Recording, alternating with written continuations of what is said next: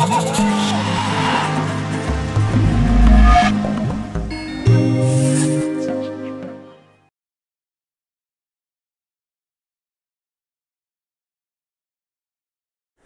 pense que le documentaire, de manière générale, est quelque chose d'important parce qu'il correspond à un souci de découverte et de compréhension du monde qui nous entoure. Je pense que le documentaire en Polynésie s'est longtemps focalisé sur un documentaire de découverte des paysages, des îles, parfois animaliers aussi, des choses comme ça.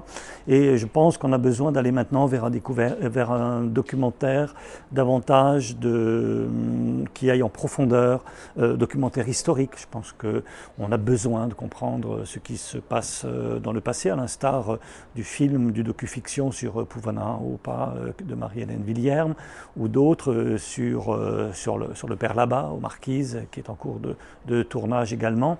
Puis je pense qu'on a besoin aussi de documentaires qui vont à la rencontre des gens pour nous aider à comprendre au travers des vécus.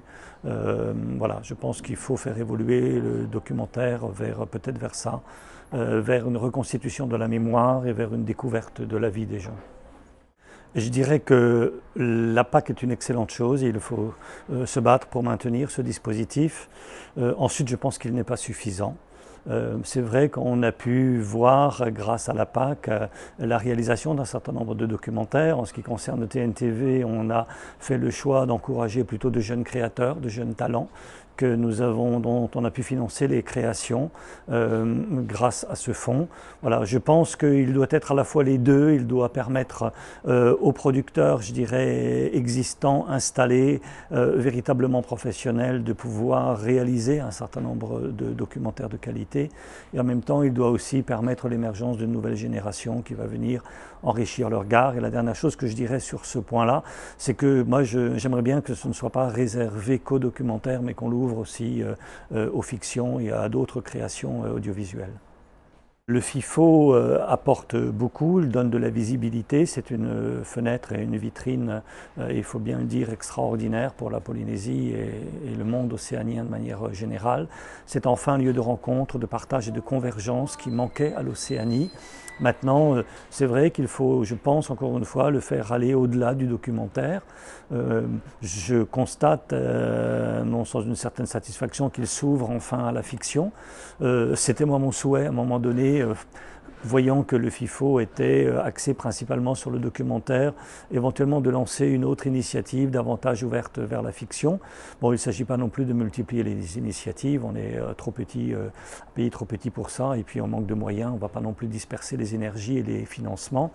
Donc si c'est la voie que le FIFO souhaite engager, tant mieux, je la soutiendrai également, même si je sais qu'il y a d'autres initiatives qui apparaissent, comme le Tahiti Nui Ananei par exemple, qui sont également d'excellentes initiatives. Je pense qu'il ne faut se fermer à aucune. Bien sûr, tout ce qui peut encourager le monde de la création audiovisuelle me semble important. Mais c'est vrai qu'aujourd'hui, des festivals comme le Tahiti Nui Ananei ou le TNTV Mobile Film Festival sur un autre registre ont montré aussi que l'on peut créer des choses sans forcément avoir de gros budgets. Voilà. Je pense que c'est important aussi de ne pas enfermer la création audiovisuelle dans une question de sous et de budget. Bien sûr, c'est important, mais je pense qu'aujourd'hui, on peut faire aussi de la qualité et de très beaux documentaires ou de belles fictions sans forcément aligner les millions et parce que simplement on a un véritable regard à porter sur les choses.